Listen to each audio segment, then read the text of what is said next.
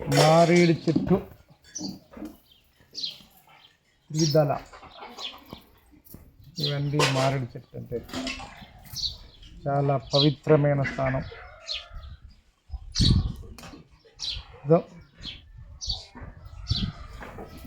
మారేడు చెట్టు, పుష్ప చెట్టు, ఇది పుష్ప.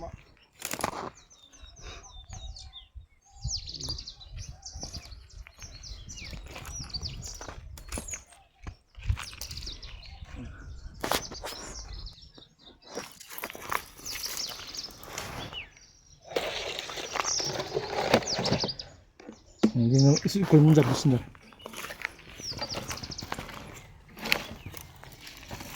బాగా ఎక్కువ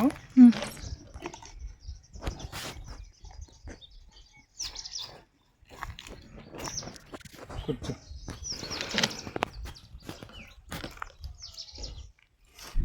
ఓకేనా? అందరికీ నమస్కారం. నా పేరు వెన్నమల్ల రవి. సుశ్రుత ప్రకృతి వైద్యాలయం 17 అనే యూట్యూబ్ ఛానల్ వారికి, నన్ను కన్నా తల్లిదండ్రులకు, ఆయుర్వేద మహర్షులకు, నా విద్య నేర్పిన గురువులకు నా యొక్క శిరసా వందనములు. ఆయుర్వేదాన్ని అభిమానించే వారికి, పాటించే వారికి ప్రత్యేకమైన ధన్యవాదములు. సహజ సంపదను కానీ, ప్రభుత్వ ఆస్తులు కానీ, దేశభక్తి కలిగిన వ్యక్తికి నా యొక్క శిరసా వందనములు. మేము చెప్పుకుంటూ పోతున్న ఆయుర్వేద అన్వేషణ భాగంలో, ఆయుర్వేద అభిమానులారా, ప్రపంచవాసులకు ప్రతి ఒక్కరికి పేరు పేరు నా వ్యూవర్సు, నా ఇన్స్టాగ్రామ్, ఫేస్బుక్, నా యూట్యూబ్ ప్రేక్షక దేవులకు, నా నుండి వైద్యం ఆశించే ప్రతి ఒక్క వ్యక్తికి ఈ ప్రపంచంలో ఎంతమంది ఉన్నారో అంతమందికి నా శిరసావందనం చేస్తూ, అందరికీ మహాశివరాత్రి శుభాకాంక్షలు తెలియజేస్తూ, అందరూ శివరాత్రి జాగారలాగానే మన పద్ధతులు వర్ధిల్లాలే.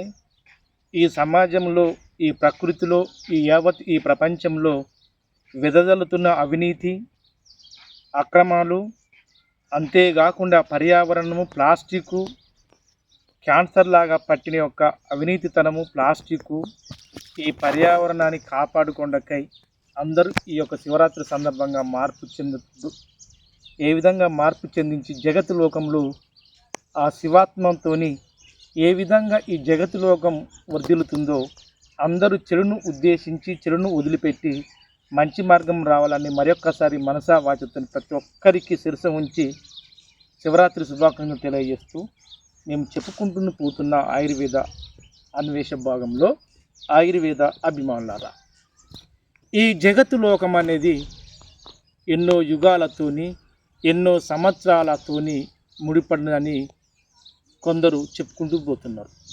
అది వాస్తవేనండి, వాస్తవమే కావచ్చు. ఎందుకంటే దాదాపుగా మనం అనుకుంటాం, లేదు కొందరు అనుకుంటారు, ఎన్నో యుగాలతోని తన యొక్క సత్యయుగమని, యజ్ఞయుగమని, ఇవన్నీ యుగాల పురాతనంతో త్రేతాయుగము, ద్వాపరయుగము, కలియుగము, ఇవన్నీ 4 యుగాలతోనే ఈ సృష్టి ఏర్పడదని మనం ఎన్నోసార్లు చెప్పుకున్నాం. ఈ ప్రతిదిగా వచ్చింది. కానీ ఈ యుగాలకు, ఈ అసమానతమైన ఒక ప్రపంచానికి, ఈ జగత్ లోకానికి, ఈ యొక్క మహాశివరాత్రికి మన జీవిత సత్యాలు, ఈ పంచభూతాలు ముడిపడి ఉన్నాయా? 100% ముడిపడి ఉన్నాయి అని ఎంతోమంది మహర్షులు, గొప్ప గొప్ప కవులు, దేవతలు, అంతేకాకుండా ఎన్నో విధాలుగా, ఎన్నో సంవత్సరాల నుంచి ఒకప్పుడు చూసుకో నానా అని చెప్తే కొన్ని గ్రంథాలు, కొన్ని పురాతనమైన చరిత్రలు చెప్పుకుంటూ పోయి అవగాహన కల్పించే రోజులు ఉన్నాయి.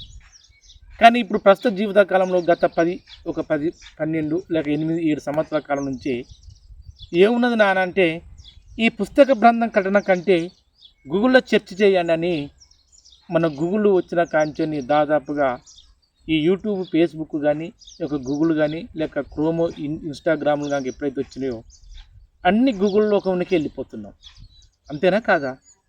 100% వెళ్ళిపోతున్నాం అనే విభాగంతో యావత్ ఈ ప్రపంచంలో కంప్యూటర్ యుగంగా మార్పు చెందించిన గొప్ప గొప్ప గనులకు, యావత్ ఈ ప్రపంచంలో ఉండవలసిన శాస్త్రవేత్తలకు ఈ ఆధునిక యుగంలో ఈ కంప్యూటర్ లాగా యుగంలో ఎంతవరకు ప్రవహించుకుంటూ పోతున్న వాళ్ళందరినీ చేసే ఒక ప్రభావిత నాయకులకు ఈ దేశం కొరకు ఈ ప్రగతి కొరకు ఈ ప్రపంచం ఒక విజ్ఞానం కొరకు ఎంతమంది అయితే సైంటిస్టులుగా ఎంతమంది అయితే కష్టించి శ్రమించి ఈ రోజున అత్యధిక యుగంలోకి రావడానికి ప్రయత్నం చేసిన వాళ్ళందరికీ మరి ఒక్కసారి శిరస ఉంచి ఈరోజు చెప్పుకోబోయే మార్గంలోకి వెళదామండి.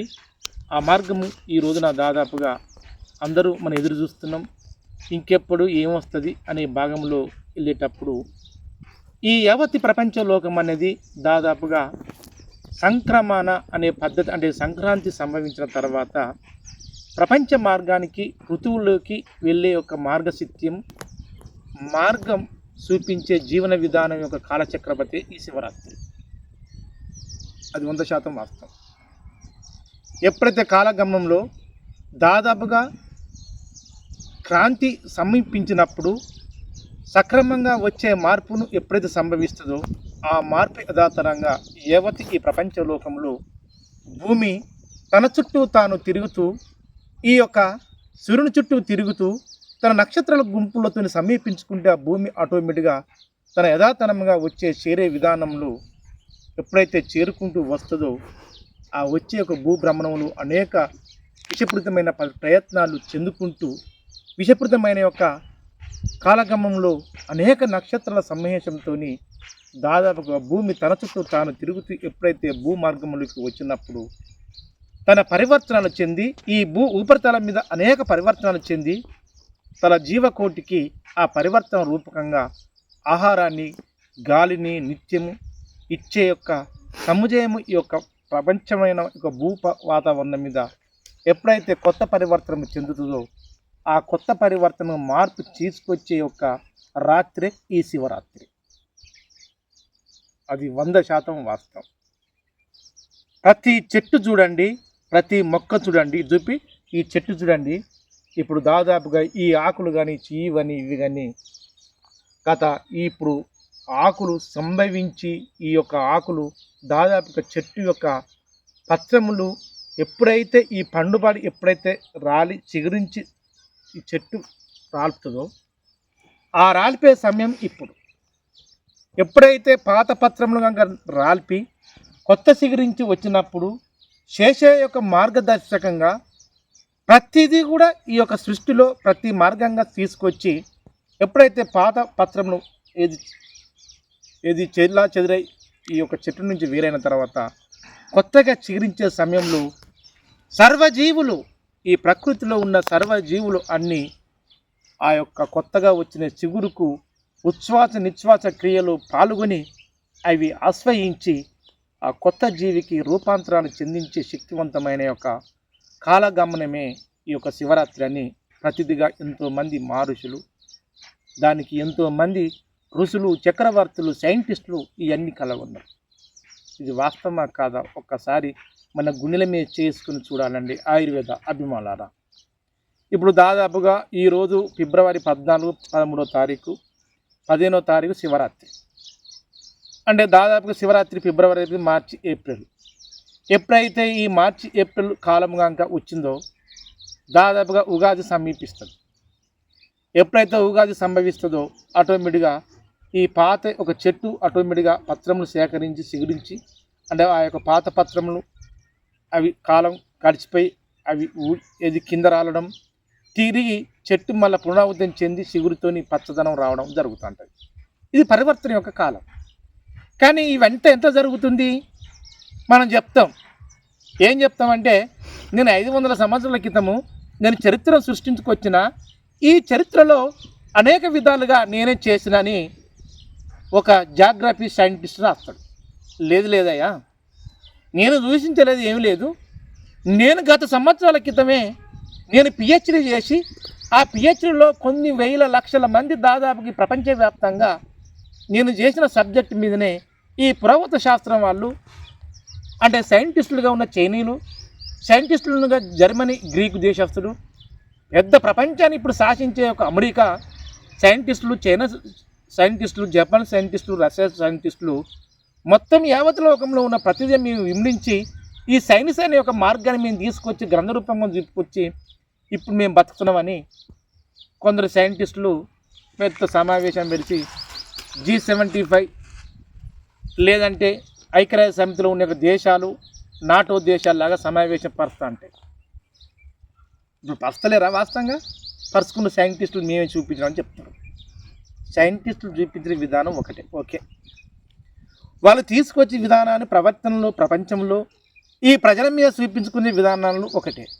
మరి అదే సైంటిస్టులు చూపించిన విధానాలు, అదే ప్రపంచంలో ఉన్న విజ్ఞానము, ఆ విజ్ఞానంతోనే కనుక మనం కనుక బతికితే ఈ రోజున యావత్ ఈ ప్రపంచ లోకంలో ప్రతి జీవి బతుకునండి. ఒక్కసారి ఆలోచించండి. ఆయుర్వేద అభిమానారా కేవలం శూన్యమే ఏర్పడుతుంది.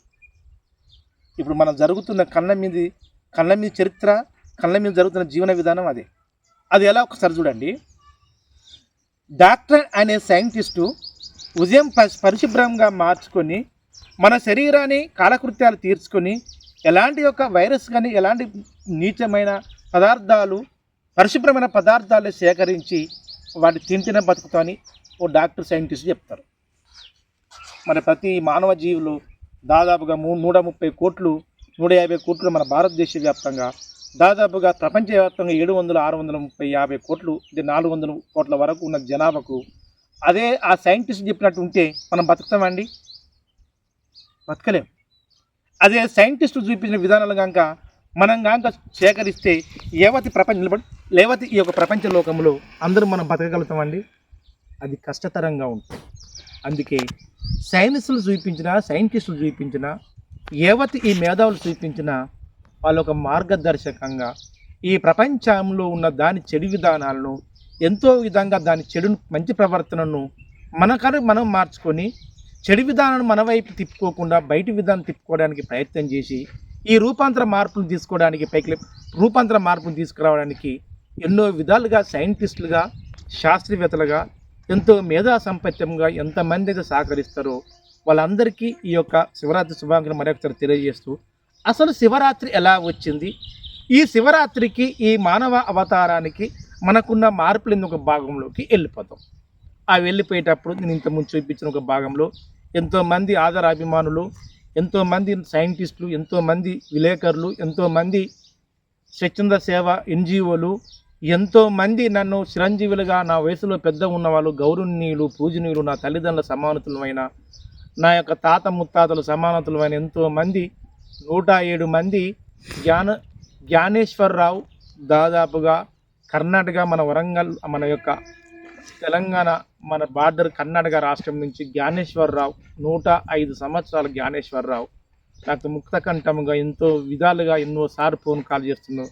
వాళ్ళ కుటుంబానికి, వాళ్ళ వారసులకు, వాళ్ళందరికీ ఈ యొక్క శివరాత్రి శుభాకాంక్షలు తెలియజేస్తూ, అతడు నాకు చేదోడు వాదోడుగా ఉంటూ, నువ్వు దాదాపు ఒక అనాథ ఆశ్రమం పెట్టు, నీకెంతో కిందంగా ఆర్థిక సదుపాయాలు నేను చేస్తా, ప్రభుత్వంతో కొట్లాడి అన్నీ నేను చేయగలుగుతా, అలాంటి ముక్తకంఠమైన ఈ రోజున ఎంతోమంది ఈ యొక్క ప్రభుత్వం చొరవ తీసుకున్నా, ప్రభుత్వం యొక్క ఆదేశాల మేరకు తీసుకున్నా కానీ ఎన్నో స్వచ్ఛంద సేవా సంస్థలు, ఎన్నో ఎన్జిఓలు వచ్చినాయి. వాటితో పాటు నీ ఎన్జిఓ అయినా నీ యొక్క సుశ్రుత ఫౌండేషన్ అనేది సమాజానికి అవసరం అని జ్ఞానేశ్వరరావు నన్ను దీవిస్తున్నాడు. ఆ కుటుంబానికి యావత్ ప్రపంచం లోకంలో ఎంతోమంది ఈ ప్రపంచ లోకంలో దాదాపుగా కుష్టి వ్యాధులతో బాధపడే వాళ్ళు ఎంతో ఉంటారు. అంతేకాకుండా చర్మ వ్యాధితో బాధపడే వాళ్ళు ఎంతో మంది ఉన్నారు. ఎన్ని మందులు వాడినా, చర్మ వ్యాధుల దగ్గరికి వెళ్ళినా, స్పెషలైజేషన్ దగ్గరికి వెళ్ళినా, అలాంటి వాటికి కొంచెం ఒక నికచక్కమైన శివరాత్రి సందర్భంగా ఏదైనా మాకు చెప్పగలుగుతావా గురువు గారని నన్ను ఆశీర్వదించి మీ ముందుకు తీసుకొచ్చిన అలాంటి ఎంతోమంది ప్రేక్షక దేవుల కోరిక మేరకు ఈరోజు చెప్పుకోబోయే విభాగంలోని, అందుకే ప్రతి ఒక్కరికి మనస వాచతోని నా పుట్టిన ఊరైనా, నా యొక్క గ్రామమైనా, అంతేకాకుండా నా యొక్క పూర్వవాసులకు, అంతేకాకుండా నా యొక్క ఈ యొక్క నన్ను దీవిస్తున్న మా యొక్క కుటుంబీకులకు, మా ఊరు వాసులకు, ప్రపంచ లోకానికి మరొక్కసారి నా శిరసవందనం తెలియజేస్తూ ఈరోజు శివరాత్రి మార్గంలోకి వెళ్ళిపోవడానికి ప్రయత్నం చేద్దామండి. అయితే ఈ శివరాత్రికి మన యొక్క మానవకు ఉన్నది ఏందని ఒక భాగంలో వెళ్ళిపోదాం. వెళ్ళిపోయేటప్పుడు మనకు దాదాపు ఇంతకుముందు చెప్పిన విధంగా మనకు ఈ శివరాత్రికి ఉన్న సంబంధమైన ఒక భాగంలో చెప్పేటప్పుడు యాక్షయుగము, కొన్ని యుగాల గురించి మనం చెప్పుకోవాలి. అంటే త్రుతాయుగము అంటే దాదాపుగా 17,27,000 సంవత్సరాలు. త్రుత కృత యుగం అన్న ఒకటే. తర్వాత త్రేతాయుగము 7,28,000. ద్వాపర యుగము అంటే దాదాపుగా త్రేతాయుగము 27,28,000 సంవత్సరాలు. ద్వాపర యుగము 8,64,000 సంవత్సరాలు. కలియుగము ఇప్పుడు దాదాపుగా 8,32,000 సంవత్సరాలండి. అంటే కృతాయుగము త్రుతాయుగం అన్న 17,27,000 సంవత్సరాలు. అదే త్రేతాయుగం అన్న 27,28,000. ద్వాపర యుగము 8,64,000. కలియుగము 4,32,000 సంవత్సరాలు. ఇదంతా కలిపి దాదాపుగా ఇది బ్రహ్మదేవునికి ఒక మహాయుగం అట. అమ్మో, ఎన్నుంటే దాదాపుగా 17 లక్షలు, 27 లక్షలు, 8 లక్షలు, 4 లక్షలు మొత్తం కలిపితే దాదాపుగా 47,24,027 సంవత్సరాలు. అదే బ్రహ్మదేవునికి మహాకల్పం అనేది అంటే 71 సంవత్సరంతో ఒక కల్పం కలిసి ఇచ్చుంటే దాదాపు 71తోని ఈ యొక్క 47,24,027 సంవత్సరం కనుక గుణించుకుంటే దాదాపుగా 33,51,21,919 సంవత్సరాలు. ఇది మంచి గుర్తుంచుకోండి ఆయుర్వేదం. దీన్ని చెప్పేటప్పుడు మనకి వెళ్ళిపోదాం. ఎలా 33,51,21,919 సంవత్సరాలు అనేది ఈ బ్రహ్మదేవుని యొక్క మహాయుగ కల్పం అన్నమాట. అంటే ఎన్ని? 33,51,21,000. ఇవన్నీ బ్రహ్మదేవునికి ఒక కాలంగా, ఒక చీకటిగా, ఒక రాత్రి, ఒక పగలు, కొన్ని ఒక సంవత్సరాల వరకు. అయితే ఈ బ్రహ్మదేవుడు ఎవరు? ఇది ఎన్నోసారి చెప్పుకుంటూ వస్తున్నా. అంటే మంచి గుర్తుంటుంది. త్రుతాయుగము, త్రేతాయుగము, ద్వాపర యుగము, కలియుగం. కలియుగము, ద్వాపర యుగము, త్రేతాయుగము, త్రుతాయుగం అంటే త్రుతాయుగం. ఈ యుగాలలో ఎప్పుడన్నా కానీ శివుని యొక్క గురించి వచ్చిందండి? ఇంతవరకు రాలేదు. నేను ఏం చెప్పుకుంటూ వస్తున్నా. అయితే ఎందుకు? ఏది చెప్పుకుని నిజం చెప్పుకోవాలి. అబద్ధాలు అనేది మనం చెప్పుకుంటే మనం ఇంతవరకు అపవాదాల్లో ఉన్నాం. మనిషిని ఇంతకుముందు చెప్పినట్టుగా సైంటిస్టులు కనుగొన్నది నేను కనుగొన్న దాంతో నడుచుకోమని చెప్తారు. మనం వాళ్ళకి నడుచుకున్నట్టుగా మనం బతకలేము. సైంటిస్టులు నడుచుకున్నట్టుగా మనం నడుచుకుంటే వాస్తవంగా చట్టం ఉన్నది అనుకోండి. మన భారత రాజ్యాంగం చట్టం ఉన్నది. ఈ చట్టాన్ని అమల్లోకి తీసుకొచ్చారు భారత ప్రభుత్వం వాళ్ళు. అదే భారత ప్రభుత్వం చట్టంలాగా మెదులుకుంటే యావత్ 150 కోట్ల జనాభా ఒక్క క్షణం నేను కూడా మీ ముందు మాట్లాడలేను. అంటే ఆ చట్టం అంత ప్రతిష్టమైనది, అంత పవిత్రమైనది, అంత గొప్పదైన యొక్క చూపించే విధానం. దాన్ని ఎంతవరకు పొందపరచాలో, ఎంతవరకు అనువర్తింపజేయాలి, ఎంతవరకు చేయాలని మనం ఆ విధంగా చేసుకుంటేనే ఇంతవరకు అంటే సూచిస్తూ ఉన్నట్టుకుంటేనే ఈ యొక్క ఈ ప్రపంచంలో, ఈ భారతదేశంలో ప్రతి ఒక్కరు మనం మాట్లాడగలుగుతున్నాం, అడగలుగుతున్నాం. అదేవిధంగా ఈ యొక్క 33,51,00,000 సంవత్సరాలు ఈ యొక్క ఈ సంవత్సరం మన యొక్క కలియుగం అయితేంది, ద్వాపర యుగం అయితేంది, త్రుతాయుగం అయితే త్రేతాయుగం కాలం ఉన్నది. ఈ యుగంలో కానీ విష్ణు మహారాజు శ్రీరాముని అవతారం ఎత్తును, వరావతారం ఎత్తును, నరసింహావతారం ఎత్తును అని చెప్పుకుంటూ వచ్చును. అదే బ్రహ్మదేవుడు ఈ శ్లోకాన్ని సృష్టించుండు, ప్రతి ప్రాణికి ఆయన యొక్క రూపం తీసుకొచ్చిండని ఇవన్నీ చెప్పుకుంటూ ఇతిహాసాలు, పురాణాలను వచ్చినాయి. వీటన్నిటి పరంగానే ఈ బ్రహ్మదేవుని చరిత్ర ఉన్నది, కానీ ఈ యొక్క విష్ణు మహారాజ్ చరిత్ర ఉంది, కానీ శివుని యొక్క చరిత్ర ఎక్కడైనా కనిపించదా? ఒకసారి ఆలోచించండి. ఆయుర్వేదమన్నారా చెప్పుకుంటూ ఎన్నో విధాలుగా చెప్పుకుంటూ వస్తున్నాం. అందుకే ఒకరోజు చెప్పుకునేటప్పుడు ఈ విష్ణు పురాణం గురించి, ఈ యొక్క రామాయణ పురాణం గురించి ఎన్నో పురాణాలు ఉన్నాయి. కానీ అదే శివపురాణం గురించి చెప్తే ఈ యొక్క జగత్ లోకంలో ఈ సృష్టి అంటే కొన్ని వేల కోట్ల సంవత్సరాల క్రితమే సర్వ సృష్టి ఒక విస్ఫోటనంతోనే ఈ యొక్క చీకటి లోకము ఏర్పడ్డది. ఆ లోకానికి ఆది పురుషుడు ఎవ్వరు లేరు. ఒక ఆదిశక్తివంతమైన స్త్రీలోకం ఉన్నదని కొన్ని పురాణ గాథల్లో ఉన్నాయి. ఆ నిఘంటుమైన ఒక ఆదిశక్తివంతమైన పురాణానికి ఆ యొక్క పంచభూతాలు ఏర్పడ్డాయి. ఆ పంచభూతాలతోని ఏర్పడ్డాయో లేక ఆ పంచభూతాలకు మూల పురుషుడే అని శివుడే అని కొన్ని పురాణాలు చెప్పుకొస్తున్నాయి. కాదు, శివుడే కంటే మేమే గొప్ప నాదులవను, మా మించిన యొక్క ఈ పురాణ గాతం లేదు, ఏం లేదు, మేమే గొప్ప వాళ్ళమని ఈ బ్రహ్మదేవుడు వాదించడం మొదలుపెట్టాడు. ఇది మంచిగానండి ఆయుర్వేద అభిమానారా. ఎంతోమంది నాకు ప్రేక్షక దేవులు ఇది ఒక కోరికని క్వశ్చన్ చేసి నేను కూడా వాస్తవంగా దీనికి దాదాపుగా 270 పుస్తకాలు నేను చదివాను. ఏ 200 పుస్తకాలు 70 పుస్తకాలు కానీ గ్రంథాలు చదివినా కానీ ఎన్ని వేషించినా కానీ ఇక్కడ విష్ణు పురాణం గొప్పగా ఉన్నది, బ్రహ్మదేవుని పురాణం గొప్పగా ఉన్నది.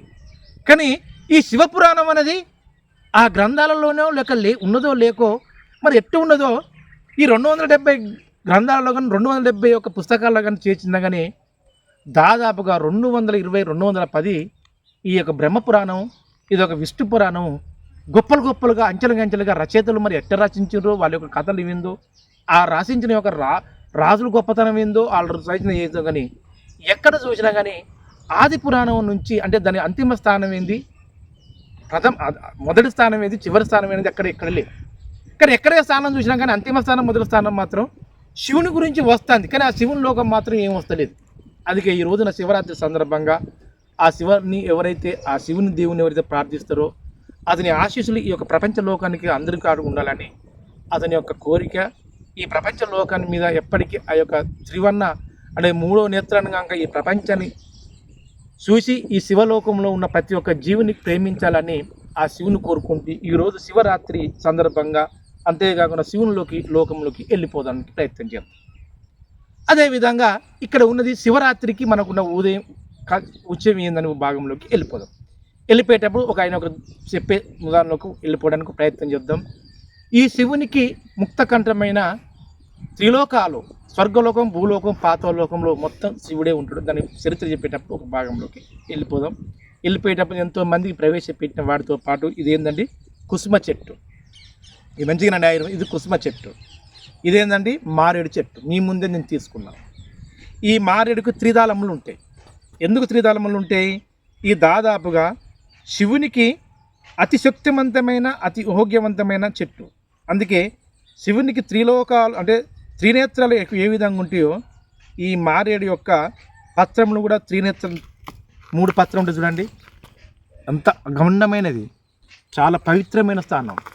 దీంతో మన యొక్క సర్వవ్యాధులు ఏ విధంగా వెళ్ళిపోతున్నప్పుడు తర్వాత శివుని చరిత్రలోకి వెళ్ళిపోదాం. మంచిగానండి.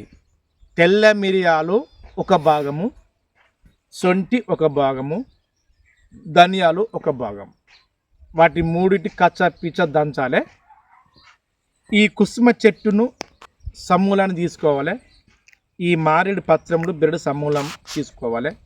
మారేడు పత్రం తీసుకునేటప్పుడు స్నానం చేసి పవిత్రంగా మనం శుభ్రంగా ఉండి దానికి ఆ యొక్క చెట్టును కాడికి దగ్గరికి వెళ్ళేటప్పుడు చెప్పులు ఇప్పి దూరం ఇప్పి దానికి దాదాపు నమస్కరించకుండా పవిత్రంగా ఉండి ఆ చెట్టును ఆ పత్రం సేకరించాలి. అలా పవిత్రంగా చేసినప్పుడే మనకు పవిత్ర స్థానం కలిగే అవకాశం ఉంటుంది. ఈ 5 సమూభాగాలు ఏది సొంటి, తెల్ల మిరియాలు, ఓమైన, జీలకర్ర 3 దినుసులు 2 పత్రములు. ఇది మంచిగా గుర్తుంచుకోండి ఆయుర్వేద మూలరా. దాన్ని ఏం చేయాలంటే కొబ్బరి నూనె బాగా హార్ట్ అటాకులు వస్తున్నాయి. హార్ట్ అటాకులు అంటే ఏంటి? గుండె క్యాన్సర్. ఇంత శాతం షుగర్ గుండె క్యాన్సరే. ఎక్కడైతే దాని ట్యూనర్ లాగా ఏర్పడి కొవ్వు పదార్థంగా ఉంటుందో గుండెకు సంబంధించిన 4 బ్లాకులు 4 ట్యూబులు మొత్తం పూడిపోతాయి. ఫస్ట్ 1 పూడిపోతుంది, తర్వాత 2 పూడిపోతుంది, 3 పూడిపోతుంది. ఈ 3 ఎప్పుడు పూడిపోయి 4వ దానికి కొలాప్స్ అని మనసు కొలాప్స్ అయిపోతుంది. సర్వసృష్టి వినాశనం అవుతుంది. శివుని గంగ కోపం వస్తే 3వ నేత్రం గంగ తెరితే ఏమవుతుంది? మొత్తం భస్మమైనట్టుగా మన యొక్క శరీరం అనే యొక్క ప్రపంచం ఎప్పుడైతే 4వ ట్యూబ్ క్లోజ్ అయితే అప్పుడే క్లోజ్. నువ్వు ఎక్కడ తీసుకోవాలి, ఏం తీసుకోలు, ఏ పియో చేయని ఏ చేయని మనిషి చచ్చిపోతాడు అంతే. అందుకే శివరాత్రి సందర్భంగా శివుని ఆశీస్సులు మన మీద ఉండాలి, కుటుంబం ప్రపంచం మీద ఉండాలని ఇది ఒక్కటి చెప్తున్నాం. మంచిగా వినండి. ప్రతి ఒక్కరూ బరువు ఉన్న వాళ్ళు, దాదాపుగా గర్భిణీ స్త్రీలు, దాదాపుగా వృద్ధులు, ప్రతి ఒక్కరికి తెల్ల మిరియాలు, సొంటి, ధనియాలు, ఓమ, దాచం చెక్క, ఏదైనా 3 దినుసులు, ఆ 3 దినుసులు కచ్చాపిచ్చ దంచి ఈ కుసుమ చెట్టును, ఈ యొక్క మారేడు చెట్టును మెత్తగా దీన్ని కూడా కచ్చాపిచ్చ దంచి కొబ్బరి నూనెలను, నువ్వుల నూనెలో ఉడికించి ఆ జీటమైన పదార్థాన్ని వేరే నూనెలో పోర్చుకొని రోజు ఉదయం సాయంత్రం ఖచ్చితంగా దీపారాధన చేయండి. తర్వాత మిగతా యొక్క నూనెను తీసుకొని ఏం చేయండి, ఆటోమేటిక్గా ఇది ఎందులోకి ఇక్కడికి ఈ యొక్క ఆయిల్ పుల్లింగ్ చేసుకోండి. ఆ జిగట భాగాన్ని వేరే నూనె కలుపుకొని దీపారాధన చేయండి. ఇది ఒకటి చేసుకోండి. అది చేసుకున్నప్పుడు శివునిలోకి ఈ విధంగా చేసుకోవడానికి ప్రయత్నం చేయాలి. అయితే ఇక్కడ ఏంది చరిత్ర, శివుని యొక్క లోకం అనేది ఒక మన భాగంలోకి వెళ్ళిపోతాం. అయితే ఇక్కడ మనకి ఇప్పుడు అనిపిస్తూ ఉంటుంది, అంటే విష్ణు మహారాజు గొప్ప వాళ్ళ అంటే దేవతలను, శంకరును, బ్రహ్మదేవుణ్ణి అన్నిటినీ ఈ ప్రపంచ లోకానికి సమతుల్యంగా తీసుకొచ్చి మనోభావన ఇతరుల మీద పడకుండా సమతుల్యంగా వ్యవహరించే వ్యక్తి వాళ్ళు విష్ణు మహారాజు. ప్రతి జీవికి నీ యొక్క జీవిత గమ్యం గింతవరకు, నీ జీవిత గమ్యం గింతవరకు బతకాలి, నువ్వు ప్రతి దానికి వ్యవహరించాలనేది ఆ యొక్క తల మీద, నుదుటి గీత మీద మన యొక్క జీవితకాలం, మన జీవిత ఆవుసు రాసేదేవులు బ్రహ్మదేవుడు. యావతి ప్రపంచంలో ఉన్న ప్రతి జీవిని సృష్టింపజేసేదేవులు శివుడు అని ఎంతో పురాణాలు కానీ, ఎంతో గరుడ పురాణం కానీ, శివపురాణం కానీ, విష్ణు పురాణం కానీ, బ్రహ్మపురాణం కానీ ఇవన్నీ చెప్పుకుంటూ వస్తా ఉంటాయి. ప్రతిదీ చూడండి అనే విధంగానే ఇక్కడ నేను గొప్ప అని ఈ బ్రహ్మదేవుడు ఒక విధమైన ఉండి ఆటోమేటిక్గా నేను నా నుంచే ఈ విష్ణు మహారాజు, అంటే బ్రహ్మ నాభి నుంచో లేక ఎక్కడి నుంచో ముఖం నుంచి నా నుంచే నువ్వు సృష్టించబడ్డావని ఈ బ్రహ్మదేవుడు విర్రబీగి ఈ విష్ణు మహారాజును కొచ్చినేసాడు. లేదు, నేను నా యొక్క నాభి నుంచి తామర పుష్పం పుట్టింది, ఆ తామర పుష్పం నుంచే నువ్వు పుట్టిన బ్రహ్మదేవ్ అని విష్ణు మహారాజు ఆటోమేటిక్గా ఏమైంది, ఈ యొక్క బ్రహ్మదేవుని కొచ్చినేస్తాను. లేదు, నువ్వు పుట్టినవు, నీతో పాటు నా యొక్క ముఖ కాంతివంతమైన యొక్క ముఖ కాలు ఈ యొక్క కమలముతోని నా ముఖం నుంచి ఈ యొక్క శంకర మహాదేవు పుట్టిందని ఈ విష్ణు మహారాజు ఈ బ్రహ్మదేవుని ఇద్దరిని చర్చం చేస్తాను. అంటే ఏంది, ఇప్పుడు ఏం చేస్తారంటే ధనం గొప్పదా, మంచి ధనం గొప్పదా అంటారు. అంటే ధనం గొప్పదా లేక మన మంచితనం గొప్పదా అంటారు. నాకు మంచితనం ఉంది, మంచిగా నన్ను ఒక పోతా, నాకు కష్టం వచ్చినప్పుడు ఏమైనా వచ్చినప్పుడు ఆడ మంచితనం ఉపయోగపడుతుందండి? ఏది ఉపయోగపడుతుంది? ధనమే ఉపయోగపడుతుంది. బాగా ఆకలి అవుతుంటుంది, లేదంటే ఎక్కడికైనా వెళ్ళడానికి ఏదైనా లేనప్పుడు, నాకు ఆకలి ఉన్నప్పుడు ఏం చేయాలి, డబ్బు ఖచ్చితంగా కావాలి. నేను మంచిదంటే వాళ్ళు ఇస్తారా అంటే ఏది ఇయ్యరు. అంటే మంచిదానికి స్థానం ఉంటుంది. మంచిదాన్ని ఎక్కడ ఉంటుంది, ఇతరుల మీద, ఇతరుల ప్రేరణ రాగాలు చేసినప్పుడు, మనం ఎదుటి మనిషి మనం గుర్తించినప్పుడు అది నీ మంచితనం ఉపయోగపడుతుంది. ఆ మంచితనం నీ డబ్బు పుట్టొచ్చు, అది నీకు ధనం పుట్టొచ్చు, ఆడ గొప్పతనంతో ఏదైనా నీకు డబ్బుతోని నీ మంచితనం అంటే ఇతర యొక్క సాయంతో కనిపాని ఆడ కావచ్చు. అంటే దానికి మంచితనం స్థానమే, డబ్బు స్థానమే అన్నట్టుగా ఇక్కడ ఏం చేసిండు బ్రహ్మదేవుడు, నేనే గొప్ప అని ఇద్దరు దాదాపుగా కొట్లాడుతున్నారు. ఇది ఎప్పుడు దాదాపుగా యక్ష యాజ్ఞం అంటే కృతాయుగము, త్రేతాయుగము, ద్వాపరయుగము, కలియుగం ముందు, అంటే ఇంతకుముందు చెప్పినట్టుగా 33,51,00,000 దాదాపుగా 20,919 సంవత్సరాల పూర్వం అన్నమాట. అంటే ఎంత చూడండి, సృష్టి ఎంత ఎన్ని సంవత్సరాలకు, ఎన్ని కోటాను సంవత్సరాల కింద ఏర్పడ్డది అని ఇప్పుడు మనం అనుకుంటాను. వాస్తవంగా కోటాను సంవత్సరం నుంచి ఈ చీకటిగా ఉన్న దాని ఒక విస్ఫోటనంతోనే నక్షత్రాలు ఏర్పడ్డాయని సైన్స్ ప్రూవ్ చేసింది. మనకి ఇతిహాస పురాణం కూడా చూడండి అని ఇద్దరు కలిసి బ్రహ్మదేవుడు వీళ్ళు చెప్పుకుంటూ వస్తున్నారు. ఆ చివరికి వచ్చేసరికి ఏముంది, బ్రహ్మదేవుడు మరి నేను గొప్ప అని బ్రహ్మదేవుడు నేను చెప్పి విష్ణుమారావు వచ్చింది. ఇద్దరు కొట్లాడుతున్నారు, అది చేస్తారు, ఇది చేస్తారు. గబక్కున వీళ్ళిద్దరి మధ్యన ఒక పెద్ద స్తంభం అంటే పెద్దగా అగ్నితోని జ్వాలవుతున్న మండుతున్న అగ్నిగోళంలో ఒక స్తంభం ఏర్పడ్డది ఇద్దరి మధ్యన. ఏమధ్యన ఉన్నది, ఇప్పుడు నేను ఇంకో మనిషి కొట్లాడుతున్నాం. ఈ కొట్లాడి ఇంకా ఎంతవరకు ఆగలేదు అని ఏం చేస్తారు, కొందరు వచ్చి ఆగరాదే అని నన్ను సంబంధిస్తారు, ఇంకొకరిని ఈ వ్యక్తిని సంబంధిస్తారు. ఇద్దరిని పొందపరచడానికి ఏదో చేయడానికి ఒక విధంగా ఒక శబ్దం లాగా క్వశ్చన్ తెస్తారు. అదే ఇక్కడ బ్రహ్మదేవునికి విష్ణు మహారాజుకి ఏం చేసిండు, ఆ స్తంభం మొత్తం ఏర్పడ్డది. నానా మీరు గొప్పవాళ్ళే, విష్ణు దేవుళ్ళు గారు, ఈ సృష్టిని సృష్టించబడ్డ మీరే గొప్పవాళ్ళు, కానీ బ్రహ్మదేవ నువ్వు కూడా గొప్పవాళ్ళే, కానీ నీకు ఒకటి చెప్తున్నా అంటే ఎక్కడి నుంచి వస్తుంది ఈ మాట శబ్దం? ఈ స్తంభం అగ్నిగోళంగా మండుతున్న స్తంభం నుంచి ఈ మాటలు ఏర్పడుతుంది. మరి ఏంది నాన్న అంటే ఏమి లేదు, మీరు గొప్పవాళ్ళు అంటారు కదా, ఈ స్తంభం యొక్క అంతిమ స్థానం ఏది అంటే చివరి స్థానం ఏది, దాని యొక్క ఏది చివరి స్థానం ఏది, మొదటి స్థానం ఏది అంటే దాని యొక్క ప్రథమ స్థానం ఏది, దాని యొక్క చివరి యొక్క అంతిమ స్థానం ఏది, ఈ రెండు చివరి స్థానాలు కనుక తెలుసుకుని వచ్చిన వాళ్ళే ఈ గొప్పవాళ్ళు. ఈ స్తంభం గురించి మీరు గొప్పవాళ్ళుగా చాలా ఈ సృష్టిని సృష్టించబడ్డ గట్టి చక్కగా పెట్టి ఒక క్రాస్ బోర్డు సృష్టించబడ్డ మనుషులు కదా, మీరు ఏ విధంగా చేయమని ఈ యొక్క ఆ స్తంభం నుంచి మార్పు ఒక శబ్దం ఒక మాటలాగా నేను మాట్లాడినట్టుగా వస్తున్నాయి. అప్పుడు బ్రహ్మదేవుడు లేచిండు, విష్ణు మహారాజు లేచిండు. బ్రహ్మదేవుడు చాలా తేలికల్లోడు, అందుకే ఇంతమంది నదుల గీతాలు రాసి మన సాగుపుచ్చుకుంటాడు. బ్రహ్మదేవుడు లేచిండుగా పోయిండు. లేదు బ్రహ్మదేవ, నువ్వు ఈ ప్రపంచాన్ని సృష్టించే వ్యక్తివని నువ్వు బిర్రబీగుతున్నావు కదా, ఈ స్తంభం యొక్క స్థానం నువ్వు తెలుసుకున్నానా అని ఈ బ్రహ్మదేవునికి కొంచెం గట్టిగా ఆ స్తంభం నుంచి మాటలు వచ్చినాయి. విష్ణు మహారాజా, నువ్వు సృష్టిని సృష్టించే వ్యక్తి నేనే వ్యవహరిస్తున్నా కదా, నా ప్రథమ స్థానాన్ని నన్ను తెలుసుకో నానా అని ఈ స్తంభం నుంచి మాటలు వచ్చినాయి. ఇద్దరు లేచిరు, బిర్రబీగిర్రు. ఇప్పుడు కనుక మనంగా బిర్రబీగిర్రు. ఇక లేచి బ్రహ్మదేవుడు తేలికల్లాడు. ఇక ఆయన పైకి మొదలుపెట్టింది స్తంభం. ఇద్దరి మధ్యన ఇంత పెద్ద ఎత్తున మండది, ఇక మండుతుంది, దానికి కింద మొత్తం మండలు వస్తుంది. దగ్గరికి వెళ్తే బ్రహ్మదేవుడు కాలుతలే, ఆయన కాలుతలే, ఇక వచ్చిపోతుంది. గబా నాకు దాని నుంచి కాదు పైకి ఎక్కడానికి ఒక పక్షిగా, ఒక జంతువుగా, రెక్కలున్న మనిషిలాగా, ఒక జీవిగా రావనగానే ఒక పక్షి అంశ వచ్చింది. ఆ అంశం పిలుచుకున్నాడు, ఆ అంశం ఎక్కి పైకి ఎక్కుతాడు.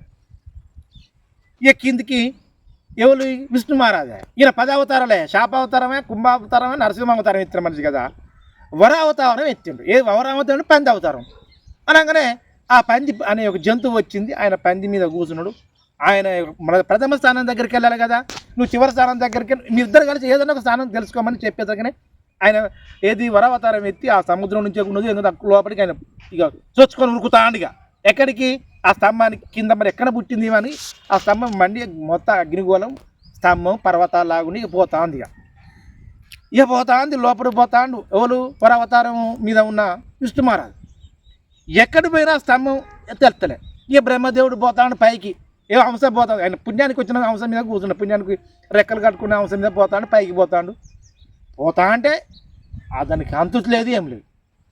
అట్ట గంట పోయింది, 2 గంటలు పోయింది, 3 గంటలు పోయింది, 4 గంటలు పోయింది, 5 గంటలు పోయింది. 1 సంవత్సరం పోయింది, 2 సంవత్సరాలు పోయింది, 3 సంవత్సరాలు పోయింది. అంటే దాదాపుగా త్రేతాయుగము, ద్వాపర యుగము, కలియుగము అన్నట్టుగా ఈ త్రేతాయుగంలో దాదాపు కింద 17 లక్షల సంవత్సరాలు. అంటే ఒక యుగం అనేది ఆ పైకి అంశ పక్షి మీద పోతున్న యొక్క బ్రహ్మదేవుని కాలం గడిచి వచ్చింది. మళ్ళా ఈ కిందికి ఏమున్నది? ఈయన వరావతారం ఎత్తి ఈయన కూడా పోయింది. పోయిన కొద్దీ కిందికి స్థానంలో విష్ణు మహారాజు కిందికి పోతున్న కొద్దీ ఈ స్తంభం కనపడుతుంది, కానీ దాని యొక్క మొదలు కనపడతలే, అది ఎక్కడ పుట్టింది ఏమనేది ఈయన కనపడతలే. ఈయన బ్రహ్మదేవుడు పైకి పోతున్న కొద్దీ దాని చివరే కనపడతలే. వెళ్ళి వెళ్ళి వెళ్ళి వెళ్ళి ఆ బ్రహ్మదేవునికి అంశంకి ఆష్టొస్తా ఉంటుంది. ఇక్కడ బ్రహ్మదేవునికి ఒక యుగం. ఏ విధంగానైనా నేను సృష్టించిన ఈ ప్రపంచాన్ని, ఈ జగత్తులో కానీ ఈ యొక్క ప్రపంచాన్ని సృష్టించబడ్డ నేనే సృష్టికర్తను కదా, నేను ఖచ్చితంగా తెలుసుకోవాలి. లేదంటే ఈ స్తంభంలో నేను ఆ మాటలు వెళ్ళిపోతా అక్కడ విష్ణు మహారాజు కాడ కూడా నేను ఈ ప్రపంచాన్ని తలంచవలసిందని ఈ బ్రహ్మదేవునికి ఈగో ఫీలింగ్తో ప్రయాణం చేస్తూనే ఉన్నాడు. ఆ పక్షి అంశ కోరుతాంది, ఎక్కడికి బ్రహ్మదేవ, మనకు అంతు చిక్కని ఉన్నదని. అట్ట కొన్ని లక్షల సంవత్సరాలు అయింది.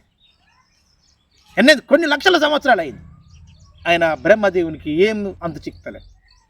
విష్ణు మహారాజు ఈ వరావతారంలో ఉన్న అంటే దాదాపుగా ఈ యొక్క ఏది వాహనం మీద ఉన్న యొక్క పంది యొక్క వాహనం మీద పోయినా కానీ అతను కూడా దాంతో ఆ యొక్క జంతువుతో ఆయన వ్యవహరిస్తాడు, కానీ బ్రహ్మదేవుడు వ్యవహరిస్తాడు. అట్టే వెళ్ళంగా కొన్ని సంవత్సరాలు పోయింది. వేల సంవత్సరాలు పోయింది, లక్షల, అంటే ఒక యుగమే పోయింది. అంటే మనం దాదాపుగా ఇది త్రుతాయుగము, త్రేతాయుగము, ద్వాపరయుగం, కలియుగం లాగా అన్నట్టు కొన్ని లక్షల సంవత్సరాల కాలం వరకు పోయింది. ఇక పోంగా పోంగా ఒక పుష్పము పైనుంచి కిందికి ఉరికొస్తుంది. ఎక్కడి పైన నుంచి ఇక రాలింది, ఎక్కడి నుంచో మరి ఏం కథో అది అక్కడి నుంచి కిందికి గబగబగబని కిందికి రాలుతుంది.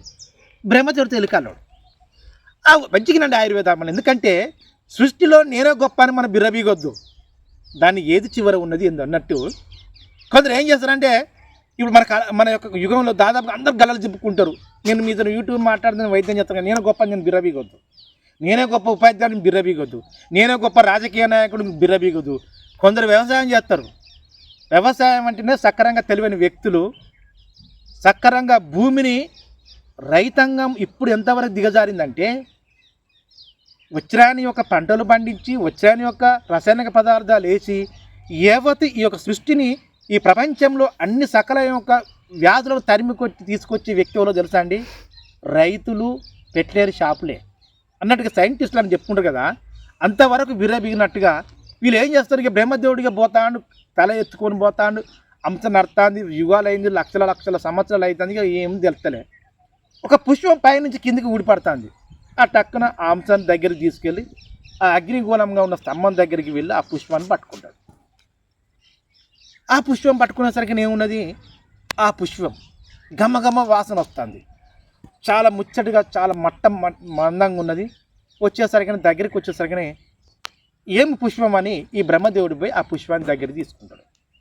నువ్వు దేనికి వచ్చినావంటే, నేను కూడా ఇప్పుడు కాదు కొన్ని వందల వేల లక్షల సంవత్సరాల క్రితం నుంచి ఈ స్తంభం ఉన్నది, ఈ స్తంభం చరిత్ర ఏందని తెలుసుకోవడానికి ఉంటే నాకు అంత చిక్కలేదు. నేను కొద్ది దూరమే పోయినా, నా నుంచి శక్తి కోల్పోయినా తిరిగి నేను కిందికి ఈ రాళ్ళు పడతానే మీరు అందుకున్నారని ఆ పుష్పము ఈ బ్రహ్మదేవునితో ముచ్చలాడింది. అమ్మ, ఏంది ఈ పుష్పము? మీరు ఎవరు? సరే, నువ్వు ముచ్చరాడినో, నువ్వు మంచిదానివే, నాకు ఒక్క సాయం చేయి పుష్పం అని ఈ బ్రహ్మదేవుడు ఆ పుష్పాన్ని కోరి. ఏం సాయం? నేను కిందికి వెళుతా, ఇప్పుడు కాకుండా ఎప్పుడైనా ఈ స్తంభం యొక్క పురుషుడు ఎవరో, ఆ పురుషుని యొక్క కథ ఏందో, మేమే గొప్ప అని నేను విష్ణు మహారాజు నేను ఇద్దరు అనేసరికినే మీరు గొప్ప అంటారు కదా, గొప్పవంతులే కదా, ఈ స్తంభం యొక్క చివరను మీరు తెలుసుకోండి, మొదటి స్థానాన్ని చివరి స్థానం తెలుసుకోమని అంటే ఆ చివరి స్థానం తెలుసుకోవాలి. నేను పైకి వెళ్తానా, అందులో నువ్వు ఉన్నావు, నన్నే ఈ బ్రహ్మదేవుడు నన్ను సృష్టించుకొచ్చాడు అని నువ్వు అక్కడ ఒక అబద్ధం సాక్ష్యం చెప్పాలని ఈ బ్రహ్మదేవుడు ఆ పుష్పాన్ని కోరుతాడు. ఇది మంచిగా ఆయుర్వేదమునారా. ఆ పుష్పం వాస్తవంగా కోరుతుంది. సరే ఓకే అని తల ఊపుతాడు. ఆయన మళ్ళీ ఆ పుష్పాన్ని పట్టుకుంటాడు, అంశ అనుకుని పైకి పోతా ఉంటాడు. పైకి పోయి రాగానే కొద్ది దూరంగా రాగానే అక్కడే ఉంటుంది. అక్కడి నుంచి ఒక కామధేని, ఒక జంతువు ఏర్పడుతుంది. కామధేని అంటే ఏంటంటే ఒక ఆవు. ఆ ఆవును ఏర్పడుతుంది.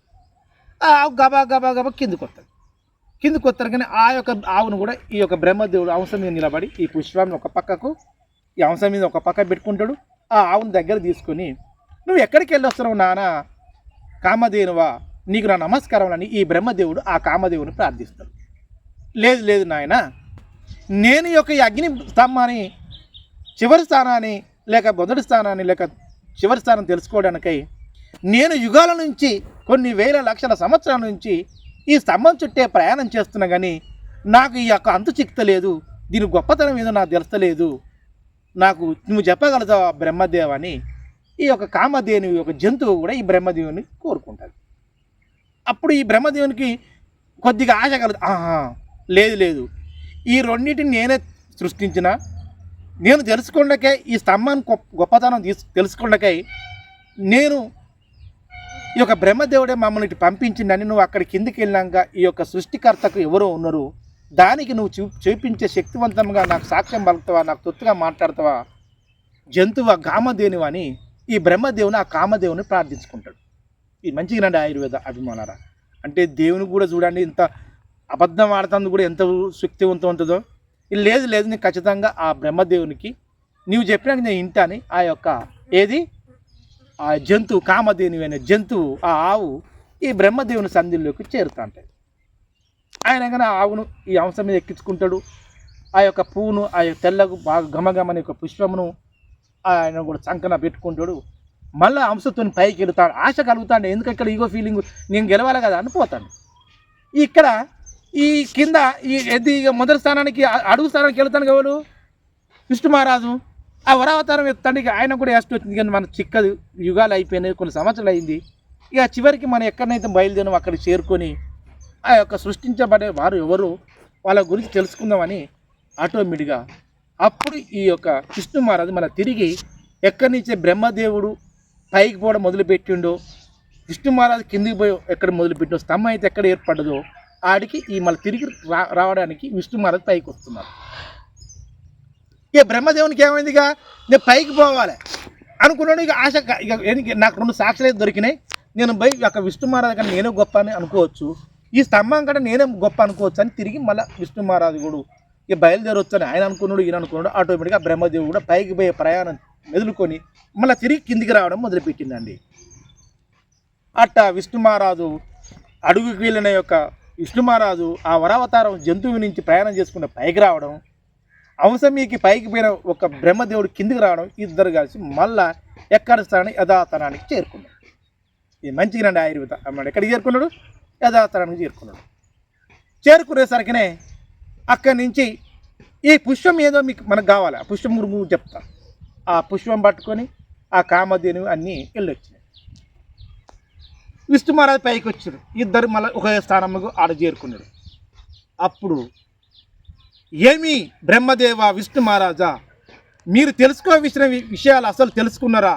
యుగాలు గడిచినాయి, సంవత్సరాలు గడిచినాయి, దీని చరిత్ర ఏందో, ఈ స్తంభం యొక్క చరిత్ర ఏందో తెలుసుకున్నారా అని ఆ స్తంభం నుంచి ఒక భయంకరమైన ఈ పంచభూతాలైన గాలి, నీరు, ఈ ఆకాశం, నక్షత్రాలు, ఈ భూమి స్తంభించే గొంతు, గంభీరమైన గొంతుతోని వీళ్ళను ద్వేషించే మనుషుల్లాగా, ప్రేమించే ఆశ్రయించే మనుషులుగా ప్రేమగా అనురాగంగా చేసుకుంటూ ఒక గంభీరమైన శబ్దం వచ్చేసింది.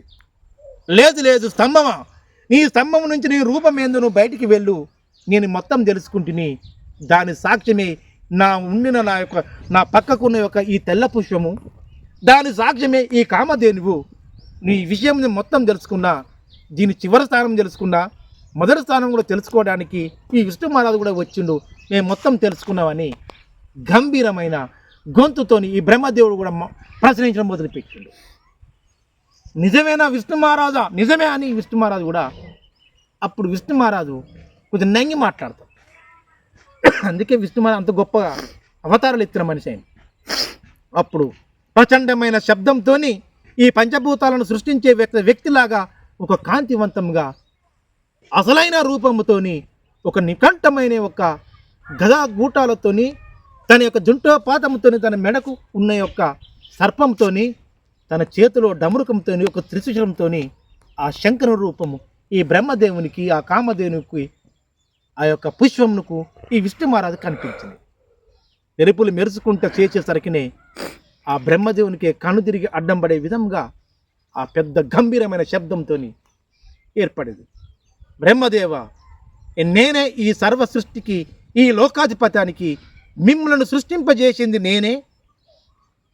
అంతేకాకుండా విష్ణు మహారాజుని కానీ యావత్ ఈ జగత్తు లోకాన్ని సృష్టించే శక్తివంతమైన నిధి గల శక్తివంతమైన యొక్క పరమపదించిన యొక్క రూపం లేకుండా ఈ సృష్టిని సృష్టించే యొక్క శక్తివంతమైన రూపాన్ని నేనే శివుడిని ఈ యొక్క నిజోచంటంతో ఈ శివుడు ఈ యొక్క ప్రపంచంలోని ఈ యొక్క రూపంగా ఈ బ్రహ్మదేవునికి విష్ణు మహారాజుకు ఏర్పడ్డది.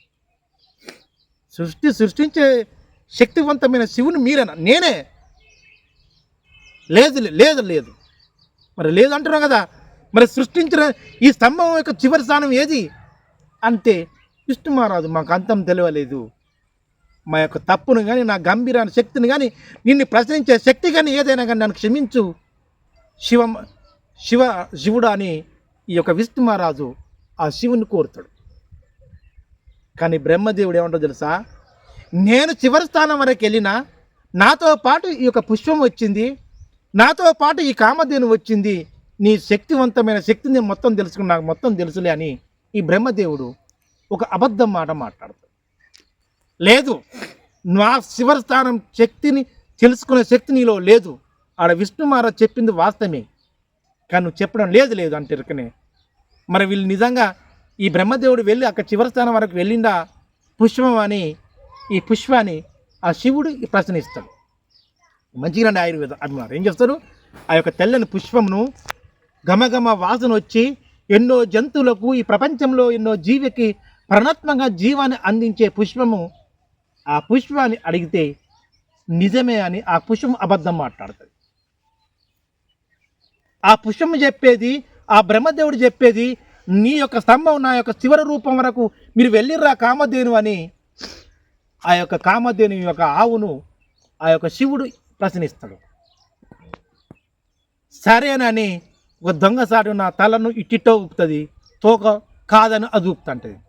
అందుకే అప్పుడు ఆ శివుడు ఒక శాపనార్థం పెడుతుంది, నిన్ను ఆశ్రయించి ప్రతిదీ కూడా ప్రతి జీవి లేని ఈ జీవి లేదు, అందుకే ఈ పుష్పముగా నువ్వు పూజకు బనికిరావు, కానీ నిన్ను ఏదో ఒక ప్రత్యేక దినము రోజు ఆ యొక్క పూజలో మాత్రం ఉంచుతారు, ఆ సంవత్సరం ఒకటే రోజని ఆ పుష్పముని శపిస్తారు.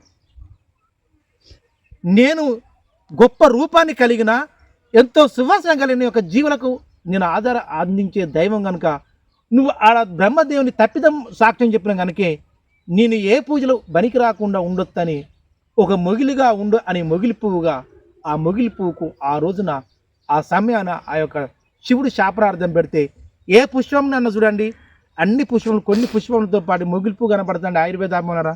అందుకే ఓన్లీ మొగిలి పువ్వు కనబడేది ఓన్లీ ఒక శివరాత్రి సమయన కానీ ఏ దేవుని దగ్గరనైనా ఏదన్నా కానీ ఆ మొగిలి పువ్వుకు అక్కడ శివుడు శాపం పెడతాడు. అంటే అక్కడ బ్రహ్మదేవునితో పాటు ఇక్కడ మొగిలి పువ్వు కూడా అబద్ధం ఆడిందని అతని శాపనార్థం పెడతాడు. అదేవిధంగా కామధేను కూడా నువ్వు కూడా అబద్ధం వాడినావు, నిన్ను ఏదో పూజలలో కానీ ఎక్కడనో ఒక కాడ తన జీవిత గమ్యంలో నీ మలమూత్రంలో పూజ చేయడానికి పనికొస్తావు కానీ నిన్ను ప్రత్యేకంగా పూజ చేయడానికి పనికిరావని అక్కడ కామదేవుని కూడా శాపనార్థం పెడతాడు. అలా ఈ పురాణం కానీ ఈ శివపురాణ చరిత్ర కానీ ఈ సృష్టి యొక్క చరిత్ర కానీ అప్పుడు శివుడు జగత్ లోకంను ఈ సృష్టించిన శక్తివంతమైన జీవిని ఈ జీవి సుర ఈ 33 కోట్ల దేవతలకు ఈ విష్ణు మహారాజుకు ఈ యొక్క బ్రహ్మదేవునికి యావత్ ఈ ప్రపంచానికి సృష్టించే శక్తివంతమైన వ్యక్తిని నేనే, ఈ సర్వ జీవాత్మకి అన్నిటికీ ఆధిపత్యం చెలాయించే శక్తివంతమైనది నేనే అని అప్పుడు ఈ శివుడు ప్రత్యక్షమై ఆయన యొక్క మహిమలు ఈ విష్ణు మహారాజుకి బ్రహ్మదేవునికి ఈ కామదేవునికి ఈ యొక్క మొగిలిపుకి చూపించి అప్పుడు ఆ బ్రహ్మలోకములో ఆడ ఉన్న యొక్క ఆ స్తంభం మొత్తం మాయమై ఆ శివుని యొక్క శక్తిని తెలుసుకొని ఈ విష్ణు మహారాజు బ్రహ్మదేవుడు వీళ్ళు ఆ శివుని పూజించడం మొదలు పెడతారండి. ఇది ఈ శివుని యొక్క పురాణ చరిత్ర, శివుని యొక్క పుట్టుక. ఇది వాస్తవమా కాదో ఒక్కసారి ఆలోచించండి ఆయుర్వేద అభిమానులారా, 100% వాస్తవం. ప్రతి విష్ణు పురాణం చూడండి, ఎక్కడైనా కానీ శివలింగాన్ని ప్రార్థించుట, శివలింగంతో విష్ణు మహారాజు దాదాపు శ్రీరామ అవతారం ఎత్తిన దాదాపుగా ఇక్కడ ఏది ద్వాపరయుగంలో ఉన్నా కానీ ఈ పాండవులు కానీ ఈ కౌరవులు కానీ విష్ణు మహారాజు అవతారం ఏది శ్రీరాముడు కానీ అంతే రామణసుడు కానీ శివలింగానికే ప్రార్థన చేస్తారు. అక్కడ వరావతారం ఎత్తినప్పుడు లేదా నరసింహ అవతారం ఎత్తినప్పుడు కూడా ఎక్కడో ఒక లోకంలో ఖచ్చితంగా ఆ యొక్క ఏది శివుని యొక్క ఏది లింగమే ఆ శివ యొక్క లోకమే ఏర్పడుతుంటుంది. అదే బ్రహ్మదేవుడు కూడా ఎన్ని అవతారాలు ఎత్తినా కానీ చివరికి ఆయన పూజించేది కూడా ఒక శివున్నే పూజిస్తాడు. అందుకే ఈ విష్ణు మహారాజుకు ఈ యొక్క బ్రహ్మదేవునికి ఈ యొక్క యావత్ ప్రపంచానికి సమతుల్యమైన యొక్క భావోజ్వలము, నువ్వు ఎప్పుడైతే సర్వజీవుల మీద నీ యొక్క ఆయుస్సును కానీ నీ యొక్క చెయ్యి కానీ నీ యొక్క దాన్ని వ్యవహరించడానికి నువ్వు ప్రయత్నం చెయ్యి బ్రహ్మదేవ్ అని అప్పుడు ఈ యొక్క విష్ణు మహారాజుకు ఈ యొక్క బ్రహ్మదేవునికి ఈ యొక్క ఎవరు శివుడే ఆజ్ఞ ఇచ్చి ఆయన సర్వ హక్కులు కల్పిస్తాడు. సర్వజీవుల మీద పెత్తనం చెలాయించి ఈ యొక్క ప్రపంచాన్ని సర్వ సృష్టితోని సమతుల్యంగా ఉంచు, నువ్వే వ్యవహరించు నాన్న అని అదే ఈ యొక్క ఏది పరమశివుడే ఈ విష్ణు మహారాజుకు అన్ని ఆజ్ఞ ఇచ్చిపోతాడు. ఈ సర్వజీవులకు సర్వశక్తివంతమైన చిరాచండమైన ఈ ప్రచండమైన యొక్క ప్రపంచాన్ని యావత్ ఈ జగత్ లోకాన్ని సృష్టింపచేసే శక్తివంతమైన జీవి నువ్వే కనుక ప్రతి అణువున ప్రతి జీవులో, ప్రతి పక్షిలో, ప్రతి జంతువులో, ప్రతి ప్రాణిలో నువ్వు ఎప్పటికి నిత్యం ఎప్పటికి వెదజల్లని జీవరూపం ఉండాలి. రూపం లేనిది ఒక ఆదిశక్తివంతమైన రూపంగా మార్చి ఈ ఆదిశక్తివంతమైన ప్రపంచాన్ని నువ్వే జగత్తులోకానికి ఎప్పటికి నీ రూపం ఉండాలని అప్పుడు బ్రహ్మదేవుడు విష్ణు మహారాజు ఈ యొక్క పరమేశ్వరిని అంటే దాదాపుగా ఈ శివుని కోరుకునేసరికి అప్పుడు కూడా శివుడు వాళ్ళ యొక్క ఆశీస్సులు పొంది వాళ్ళ యొక్క దీవెనలతోని ఈ సర్వ సృష్టిలో ఉన్న ప్రతి జీవి రూపంలో ఈ శివుని యొక్క మయంతోనే ఉన్నదని ఏర్పడదని అప్పుడు విష్ణు మహారాజు బ్రహ్మదేవుడు ఈ యొక్క పరమేశ్వరిని కొనియాడతారు. ఇది వాస్తవమా కాదా? ఒక్కసారి ఆలోచించండి ఆయుర్వేద అభిమానుల.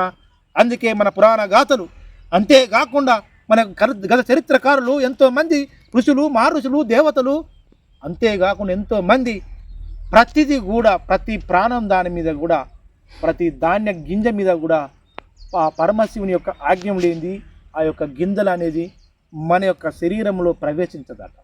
ఇది వాస్తవమా కాదు? ఒక్కసారి ఆలోచించండి. అదే పరమశివుని లేనిది ఆజ్ఞ లేనిది శత్రువు కూడా మన మీదికి రాడట. అదే పరమశివుని యొక్క ఆజ్ఞ లేనిది ఆ పాము కూడా కాటేయదట. అదే పరమశివుని యొక్క ఆజ్ఞ లేనిది చీమ కూడా చిటుకు అనిపోయేదట. ఇది వాస్తవమా కాదా? ఒక్కసారి ఆలోచించండి ఆయుర్వేద అభిమానులారా. అది ఈ సృష్టి యొక్క మూలాధానము, అది ఈ యొక్క శంకరుని యొక్క మూలవాసం. అందుకే సర్వ సృష్టిలో, సర్వ జీవిలో, సర్వ అణువులో, సర్వ పరమాణువులో, సర్వ యొక్క జీవకాణాలలో కణకణమున శివుడు ఉన్నాడు. కణకణమున జీవకోటికి ప్రాణం ఇచ్చే యొక్క ప్రాణక్రాంతమైన ఆ కంఠాత్మకమైన ఒక మన పరమశివుడు ఉన్నాడు. వాస్తవమా కాదా? ఒక్కసారి ఆలోచించండి. ఆయుర్వేద 100% వాస్తవం. అందుకే ఈ శివరాత్రి సందర్భంగా జగత్తులోకంలో చూపించే ప్రతి ఒక్కరికి ఈ శివరాత్రి శుభాకాంక్షలు మరొకసారి తెలియజేస్తూ, ఈ శివరాత్రికి ఈ జాగారానికి ఏమైనా చరిత్ర ఉన్నదని ఒక భాగంలోకి వెళ్ళిపోయేటప్పుడు ఒక భాగంలోకి వెళ్ళిపోతాం. ప్రతి శివరాత్రికి ప్రతి ఒక్కరు ఈ శివరాత్రికి జాగారాలు చేస్తారు. మన జాగారానికి ఈ శివునికి ఉన్న గొప్పతనం ఒక భాగంలోకి వెళ్ళిపోదాం. అయితే ఇంతకుముందు చెప్పుకున్న చరిత్ర ఏంది? బ్రహ్మదేవుడు గొప్పవాళ్ళ, శివుడు గొప్పవాళ్ళ, విష్ణు మహారాజు గొప్పవాళ్ళ? అయితే ఇక మనకు తెలిసింది ఏమున్నది? బ్రహ్మదేవుడు విష్ణు మహారాజు కంటే శివుడే గొప్పవాళ్ళు. శివుడు అనే ఒక పరమాత్ముడు, శివుడు అనే ఒక దేవుడు, శివుడు అనే ఒక అణువు, ఆయన ఆజ్ఞ లేనిది ఈ జగత్ లోకంలో ఉండదు. అందుకే ప్రతి అణువు, ప్రతి కణకణము మన శరీరంలో కణజ్వాలంతోనే ఏర్పడిన యొక్క ముద్దే మన శరీరం. మన శరీరం యావత్ ఈ ప్రపంచంలో ప్రతి జీవి ప్రతి అది. అందుకు మన కణముద్దం అంటే మన శరీర నిర్మాణం అనేది దాదాపుగా మన శరీరంలో ఉండవలసిన యొక్క ఆహార పదార్థాలు కేవలం 8-9% సేకరిస్తాయి. కానీ 70-91%, 89% వరకు కేవలం ఈ పరమశివునితో ఏర్పడిన యొక్క చుకోంటమైన ఈ యొక్క సూర్యకిరణాలతోని, ఈ భూమి ఉన్న యొక్క వాతావరణంతో, ఈ పరమాణువులో ఉన్న చెట్ల యొక్క వాతావరణంతో, ఈ ఆక్సిజన్తో 91%, 89% శరీరం వృద్ధి జరుగుతుంది. అలాంటి వృద్ధి జరిగే ఒక శరీరంలో యావత్ ఈ ప్రపంచం విషపూరితమైంది. అలాంటి విషపూరితాలను మనం ఏ విధంగా దూరం చేయాలి ఒక భాగంలోకి వెళ్ళిపోతుంది. మంచిగానండి. ఎంతోమంది ప్రవేశపెట్టినా ఎంతోమంది దాన్ని అందరూ కొనియాడుతున్నారు. దాన్ని ఏ విధంగా చేయాలి? మారేడు దళములు నీకు ఇంట్లో ఉన్నారు అనుకోండి, అంటే ఒక మనిషికి ఒక పిరికడు మారేడు దళములు. ఇది కుసుమ చెట్టు, మనిషికి 2 పిరికలు కుసుమ చెట్టు. అదే తెల్ల మిరియాలు, అదే సొంటి, అదే ధనియాలు లేక దాసం చెక్క, ఆ మూడింటిని మామూలుగా దంచండి. ఈ 3 పత్రములు ఏంటంటే ఒక తెల్లని వస్త్రం మీద చేయండి. లేదంటే ఇది చెప్పిన తర్వాత ఈ యొక్క జాగారానికి దీని కథకు వెళ్ళిపోదాం. ఈ 3 అంటే ఏంటి? 2 పత్రములు, మిరియాలు, చక్కగా మిరియాలు, లేదంటే జీలకర్ర లేక సొంటి లేక ధనియాలు, ఏదో 3 దినుసులు ఏదైనా ఏం లేదండి. సొంటి ఒకటి, మిరియాలు ఖచ్చితంగా ఉండాలి, దాసం చెక్కన్న, ఓమన్న, ధనియాలన్న ఉండాలి. ఈ 3 కచ్చపిచ్చ దంచండి. ఎందుకంటే ఎవ్వరికి లేని వ్యాధులు ఈ ప్రపంచంలో అన్ని వ్యాధులు సంభవిస్తున్నాయి.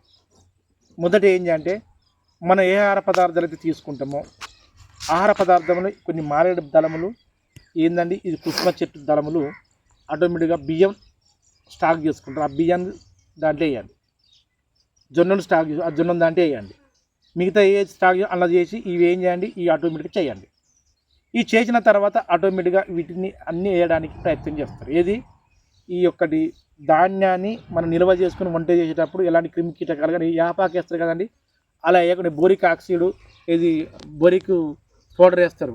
ఇది మనం క్యారమ్ బోర్డు వాడే అలాంటి బోరిక్ ఆక్సైడ్ లాంటి పౌడర్ వేసే బదులు ఈ కుసుమపత్రములు, కొన్ని తెల్ల మిరియాలు, కొద్దిగా శొంఠి, కొద్దిగా దాల్చిన చెక్క, ఇవి వేసి వాటిని స్టోర్ చేసుకొని ప్రతిరోజు వండుకోవడానికి ఇది మంచిగానండి. ఆయుర్వేదం ఎంత పవిత్రమైన, అంత ఎంతోమంది దీన్ని 1000 మంది ప్రవేశపెట్టిన అందులో 100% సక్సెస్.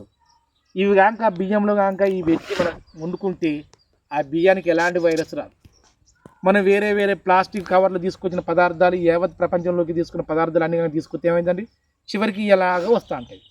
అలా వచ్చినప్పుడు ఎన్నో విధాలుగా వచ్చి చివరికి ఈ పదార్థాలతో కలిపిన పదార్థాలను తింటే మనకి ఏ వ్యాధులు రావండి. అందుకే కుసుమ చెట్టు, మారేడు దళములు, తెల్ల మిరియాలు, శొంఠి, దాల్చిన చెక్క, ఈ 5 కలిపిన దాన్ని ప్రతి పదార్థాన్ని ఆపడానికి ప్రయత్నం చేయాలి. అలా చేసి స్టోర్ చేసుకుని వండుకోవడానికి ప్రయత్నం చేయాలి. విధంగా ప్రతి ఒక్క ధాన్యాన్ని నిల్వ చేసుకొని పప్పు దినుసులు ఉంటాయి. కొందరు ఏం చేస్తారంటే పప్పు శనగపప్పు తీసుకొస్తారండి. ఇక్కడ ఏందో ఇదంతా బాగా బాధ మనసులోకి ఇంతవరకు చాగస్తలం ఇంతవరకు వచ్చింది. కిరాణా దుకాణానికి వెళ్తారు, వెళ్ళి పట్టుకొస్తారు. వాళ్ళు ఏం చేస్తారు, ప్లాస్టిక్ దాంట్లోనన్నా స్టీల్ దండే పెడతారు. తల్లి మారేడు చెట్టు దొరకదు. మారేడు చెట్టు వాస్తవంగా కొందరు దొరకది. మారేడు చెట్టు దొరికిన వాళ్ళకు, లేదంటే ఈ కుసుమ చెట్టు, లేదంటే వేప చెట్టు.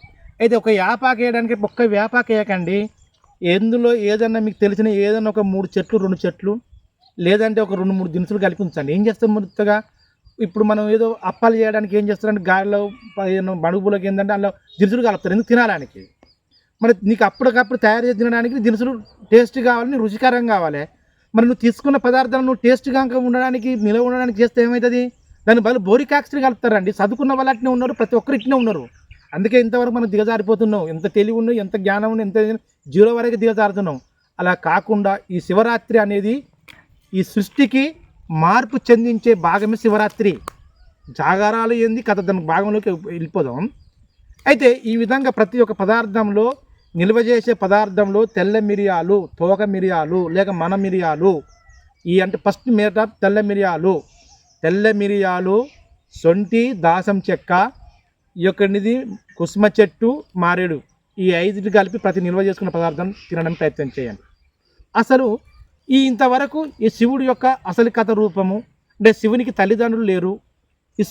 ఈ సృష్టితోనే శివుడు ఏర్పడ్డదు, శివుడే ఈ సృష్టికర్త అనే ఒక భాగంలోకి వెళ్ళిపోదాం.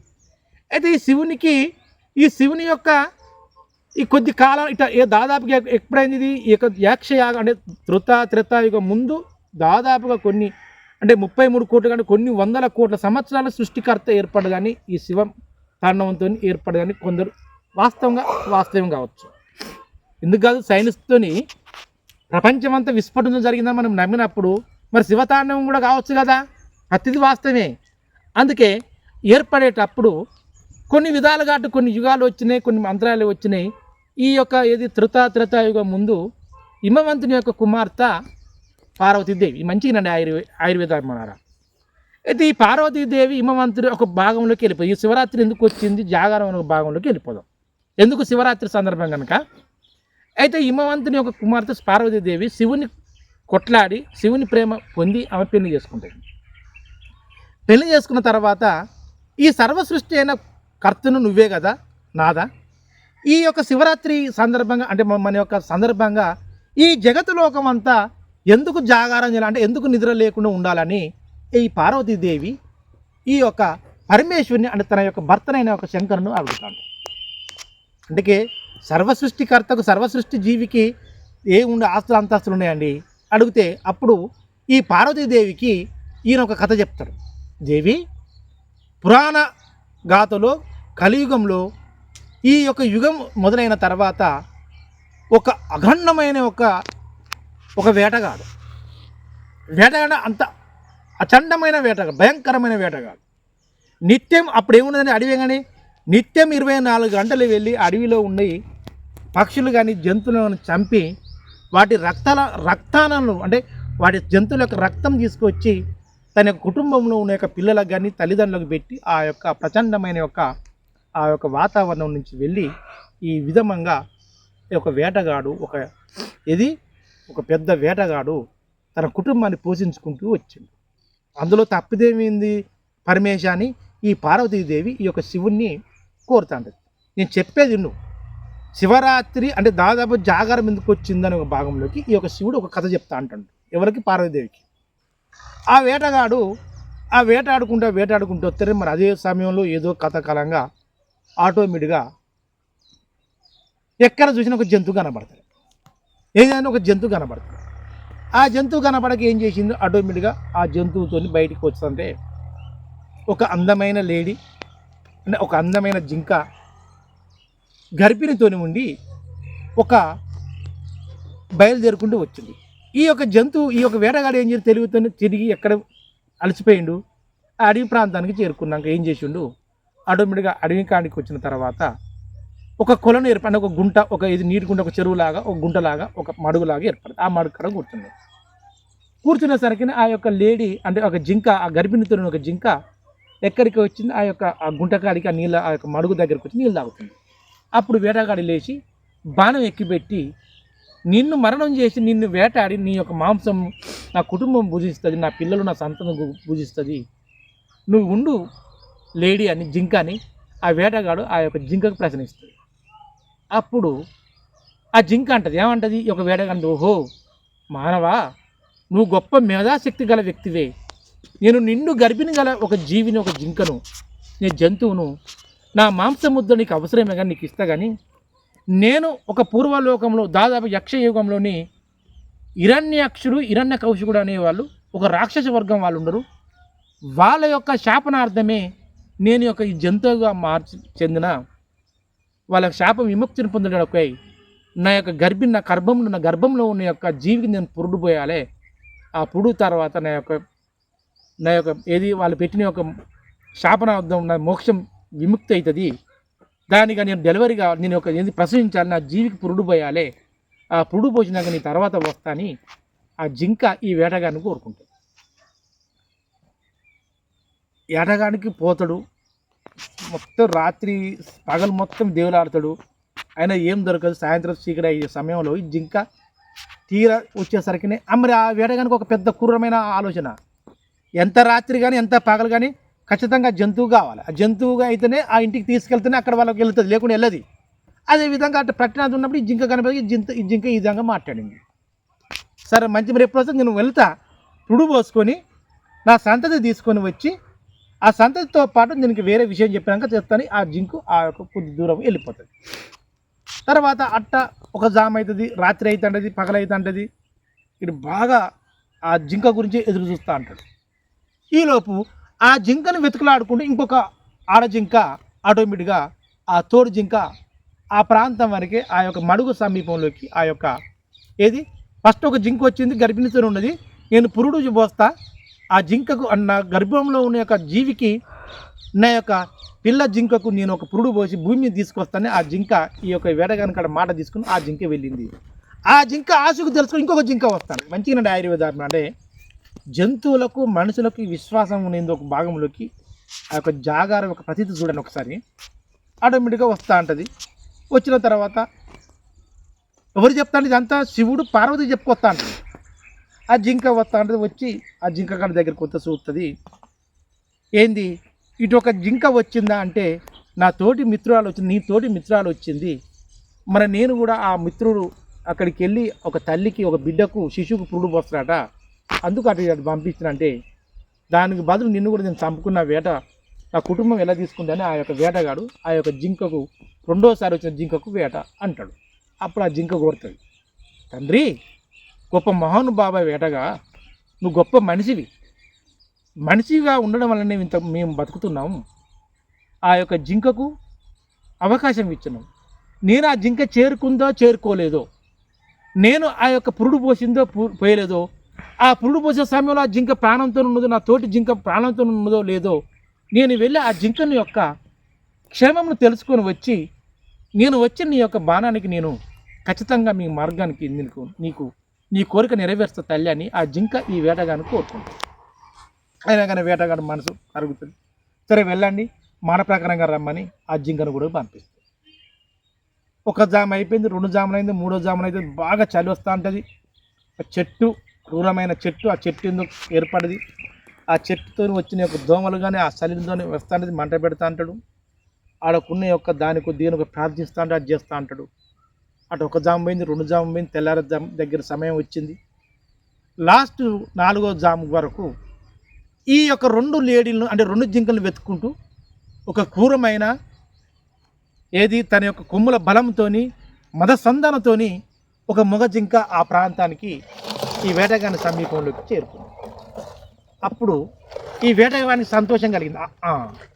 ఏంది, ఈ 2 ఆడ జింకను వదిలిపెడితే ఈ మగ జింక బలవంతంగా ఉన్నది, ఈ బలప్రథమంగా చేసి నేను కొనియాడొచ్చు, నేను గొప్పదైన ఉన్న మనిషినే కదా, నాకు నా కుటుంబాన్ని సరిపోద్దని ఆ జింక ఆ మగ జింకను దూరంగా ఉండి ఈ వేటగాడు బాణము ఎక్కిపెట్టి బాణం అయిపోతున్నాడు.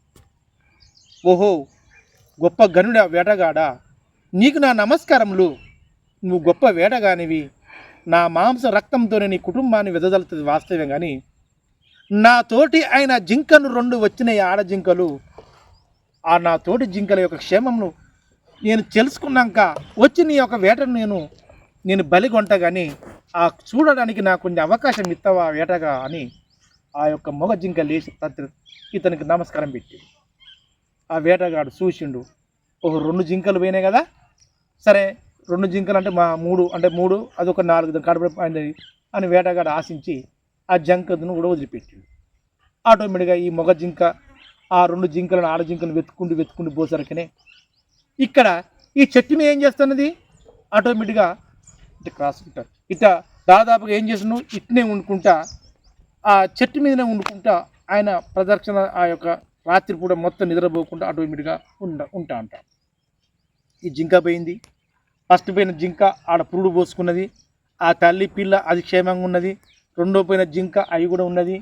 ఈ 3వ పోయిన మగ జింక ఆ పిల్లతోని ఆ 2 తల్లతోని మాట్లాడకుండా ఆయి ముచ్చటించకుండా మరి ఏంది వేటగాని దగ్గరికి వెళ్ళాలని ఆటోమేటిక్గా 4 జింకలు, పిల్ల జింకతో పాటు 3 పెద్ద జింకలు అంటే 2 తల్లి జింకలు, మగ జింక 4, ఒక పిల్ల 4 కలిసి ఈ వేటగాని దగ్గరికి వచ్చేసరికి నా ఆఖరి కాలుగుంటుంది, నా తెల్లవారుజామ కాబోతుంది అని వేటగాళ్ళు లేచి బాణాలు ఎక్కిపెట్టేస్తారు. అప్పుడు పిల్ల జింక కోరుతుంది, ఓహో వేటగా, నీ చరిత్ర మా తల్లి జింకలు చెప్పినాయి, ఈ యొక్క మగ జింక చెప్పింది, మేము మీ ఏటకు బలిగొనడానికి ఓకే, కానీ మా అమ్మను సూచన యొక్క యజమాని ఉన్నట, ఆ యజమానికి నన్ను అప్పచెప్పి అతనితో మీ ఆజ్ఞ పొంది మేము తిరిగి వచ్చి నీ కాడ మేము వేటకు నీకు ప్రాణాలు మేము అర్పించడానికి మా శరీర ముద్దను మీకు అర్పించడానికి మేము సిద్ధమే అని ఈ యొక్క పిల్ల జింక అంటే అప్పుడే జనించిన జింక ఈ వేటగాడిని కోరుతుంది.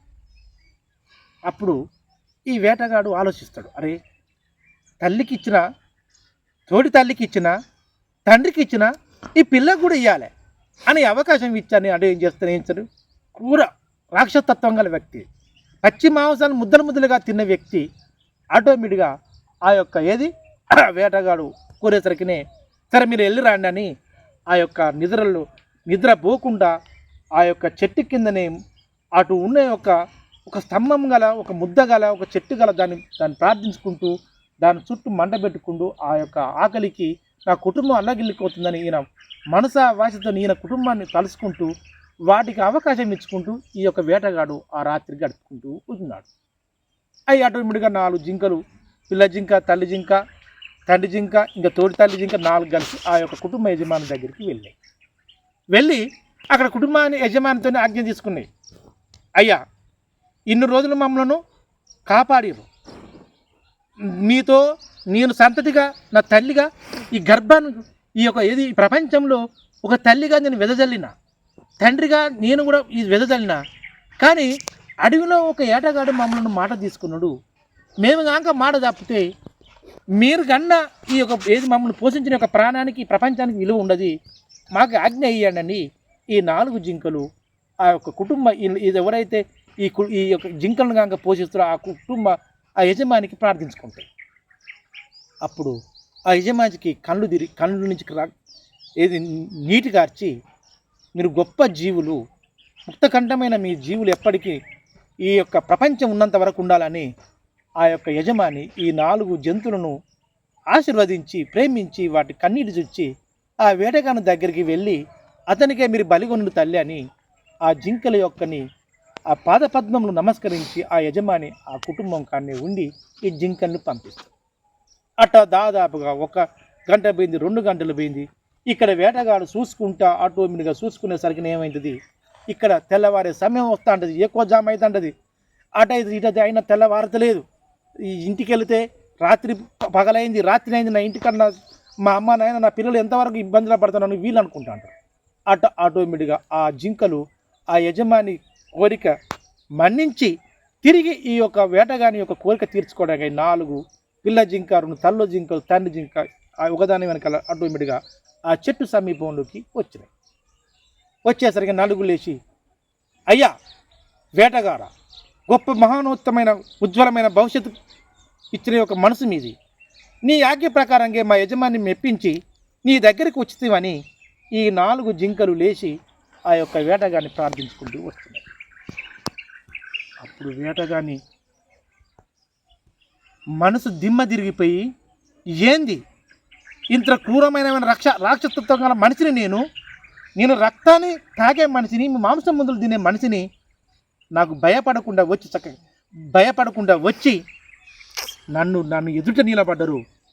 మిమ్మల్ని ప్రాణాలు తీసి నేను తింటే, నా కుటుంబం తింటే ఈ శాశ్వతంగా ఈ ప్రపంచంలో ఈ సృష్టిలో మాకు పునరుజ్జన్మమే జరగదు తల్లి, నా తప్పును క్షమించు తల్లి అని ఆ వేటగాడు ఆ చెట్టు కింద కూర్చున్న వాళ్ళు వెళ్ళి ఆ యొక్క జింకలను అక్కడ ఉన్న ఒక జింకలను వెళ్ళి ఆ జింకలకు పాదపద్మములు చేస్తాడు. చూడండి, కఠినాత్మకమైన ఒక క్రూరమైనటువంటి మనిషిని కూడా ఈ యొక్క జంతువులు ఎంత మార్పు చెందుకొచ్చిన ఒకసారి ఆలోచించండి. ఆయుర్వేద అభిమానులారా, మరి ఎందుకు లేదు, ఇక నుంచి నా కుటుంబ పోషణ కొరకైనా నేను ఈ జగత్తు లోకంలో ఉన్న రక్తాన్ని చిందించను తండ్రి, నా తప్పును క్షమించు అని ఈ యొక్క వేటగాడు వెళ్ళి ఆ జింకలను ప్రార్థించి వాటి యథాతరణంగా వాటికి తిరిగి పంపిస్తాడు.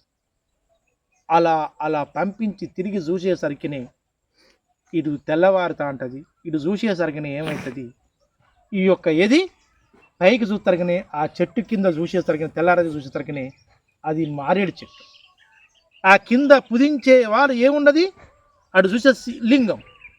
అబ్బో, ఈ తెల్లందాకా జాగారం అంటే నిద్రపోకుండా చేసే ఒక పనిని జాగారం, నేను చేసేది పూజించిన వాళ్ళకి ఈ యొక్క పరమాత్మైన శివలింగానికి పూజించిన కనుక నాకు తెలియకుండానే నాకు ఈ జీవితంలో ఒక అజ్ఞాత్మకమైన ఒక మార్పును తీసుకొచ్చి ఏ ప్రాణినైనా ప్రాణ నష్టాన్ని జరిగించొద్దు, ఏ ప్రాణానైనా హాని కలిగించొద్దు.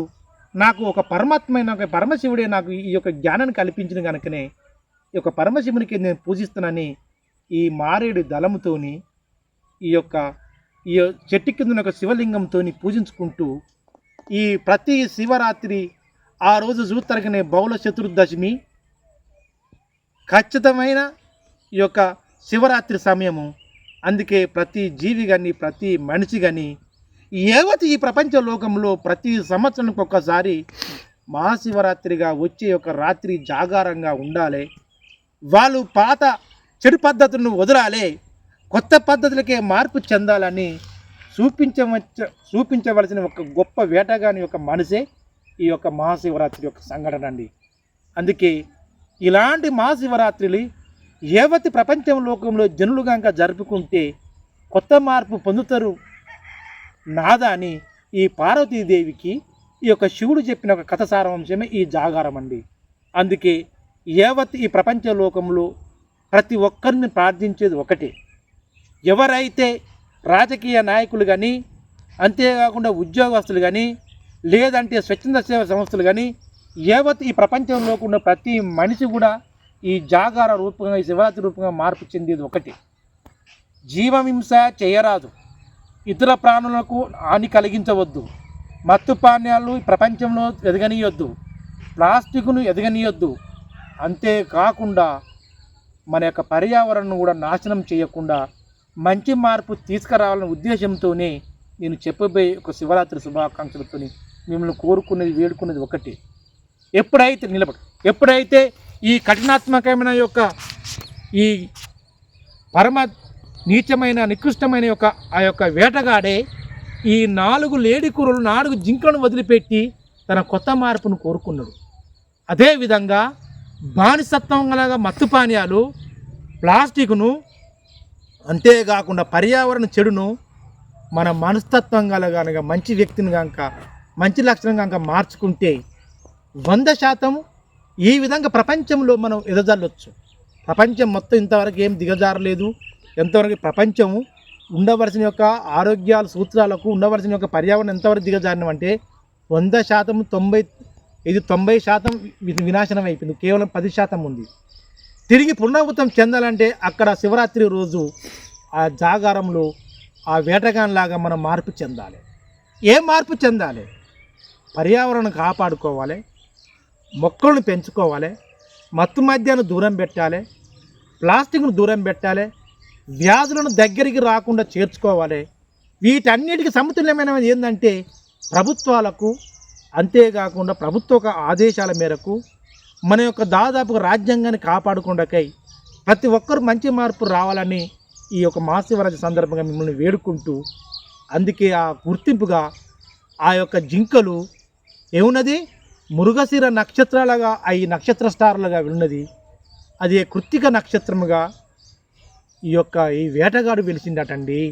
అంటే మంచి మార్గానికి ఆ నక్షత్రాలే మనకు కనపడుతుంటాయి. అందుకే మంచి మార్గముగా ఈ మహాశివరాత్రి ఈ యొక్క శివుని పార్వతి యొక్క పెళ్లి రోజులాగన్నా, లేక పరమశివుని యొక్క పుట్టుక నక్షత్రం అన్నా, లేదంటే శివుని యొక్క మహిమలన్నా తలుసుకుంటూ ప్రతి ఒక్కరు జగత్తులోకంలో మహాశివరాత్రి మాసములుగా ప్రతి ఒక్కరు మార్చుకున్నకై అందరూ సందిగ్ధంగా వచ్చి తన యొక్క నూతన వస్త్రాలను అంతేకాకుండా పండుగ వాతావరణంగా సమర్చుకొని ప్రతి ఒక్కరు ఒక మార్పు చెందాలి. ఏ మార్పు చెందాలి? ఏ ఇంటినైతే అన్యాయాలు జరుగుతుందో మనం అన్యాయానికి అరికట్టొద్దు. ఏ ఇంటినైతే వ్యాధులు ఎక్కువ వస్తుందో మనకి వ్యాధులు రాకుండా చూడాలి. ఏం చేయాలి? మన పర్యావరణం చుట్టూ మన చెట్లు పెంచుకోవాలి, పరిశుభ్రంగా ఉండాలి, జంతువుల బలిదానం చేయొద్దు. వీటన్నిటి మార్పు రావాలని ఈ యొక్క శివరాత్రి సందర్భంగా మార్పుకి శివరాత్రి యొక్క మాత్యమే మార్పు అన్నమాట. అంటే శివరాత్రి యొక్క శివుని యొక్క మాత్యము, పార్వతి యొక్క మాత్యం ఏంటంటే జగత్తు లోకంలో ప్రతి అణువులో ప్రతి జీవులో పరమణంలో ఈ శివుడు ఉన్నాడు కనుక ఆ శివుని యొక్క ప్రత్యర్థి ప్రతి అణువు శుభ్రంగా, ప్రతి అణువు ఏది ప్రాణంతో ఉండాలంటే ఖచ్చితంగా మార్పు చెందాలి. మనం మార్పు చెందడం ఎలా అనే భాగంలోకి వెళ్ళిపోయేటప్పుడు ఒక భాగంలోకి వెళ్ళిపోదాం. ప్రతి ఒక్కరూ మారేడు దళములు, కుసుమ చెట్టును, కుసుమపత్రములు, సొంటి, తెల్ల మిరియాలు, దాల్చిన చెక్కను ప్రతిరోజు ఉదయం సాయంత్రం ఈ కలుపుకొని లేక కషాయం చేసుకొని పెద్దవాళ్ళకు ఒక 1/2 లీటర్ నీళ్ళల్లో వేసి పావు లీటర్ మరిగించి తాగాలి. లేదంటే పిల్లలకు పావు లీటర్ నీళ్ళు వేసి అరపావు ఇంకా 100 ml వరకు మరిగించి తాగాలి, కషాయం తాగాలి.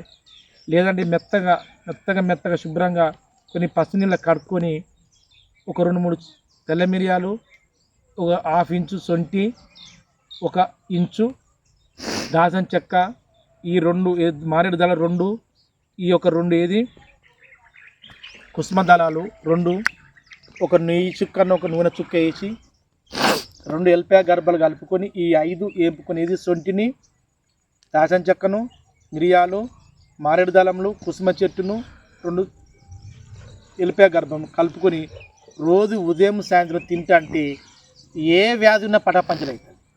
అందుకే ప్రతిదీ కూడా ఈ యొక్క శివరాత్రి సందర్భంగా అందరూ శివమయం కాకుండా ఆ శివుని మరణించుకుంటూ, అంతేకాకుండా జగత్తు లోకం కూడా మార్పు చెందని ఆశించుకుంటూ యావత్ లోకం కూడా ఈ పరమశివుని మాధ్యంలో రావాలని, అందరూ మంచి మార్పు రావాలని ప్రతి ఒక్కరిని కోరుకునేది వేడుకునేది ఒకటి ఏంటంటే ఆయుర్వేద అభిమానారా ఎన్నో మార్గాలు వచ్చినాయి.